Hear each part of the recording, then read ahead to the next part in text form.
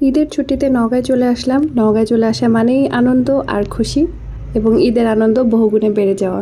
যেহেতু আব্বু আম্মুর সাথে অনেক বছর পরে আমি বাড়িতে আসতে পারছি, সো প্রথম দিন আমি আব্বু আম্মুর সাথে ইফতার করছি। বাড়িতে আসবো আর ভিডিও করব না, এটা হতেই পারে না। বাড়িতে আসা মানেই মায়ের হাতের আমার পছন্দের রান্না। মা এবং আম্মা দুইজনেই আমার খুব পছন্দের রান্না শুরু করে দেয় যেদিন থেকে আমি নওগাঁয় আসি, ঠিক সেদিন থেকেই। সারা বছর ধরে অপেক্ষা করি এই রমজানের দিনগুলোতে যেন একসাথে পার করতে পারি। তো আলহামদুলিল্লাহ এই বছরও আমরা সবাই একসাথে পালন করতে পারছি।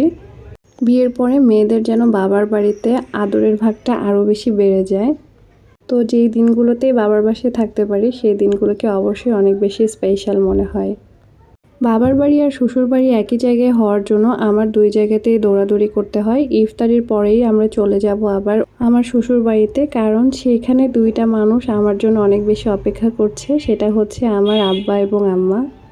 তো মাকে ইফতারিতে হেল্প করছিলাম, এবং খুবই মজার আমার পছন্দের খাবারগুলো ছিল এখানে। সবগুলোই আমার পছন্দের খাবার, আসলে কোনটা রেখে কোনটার কথা বলবো।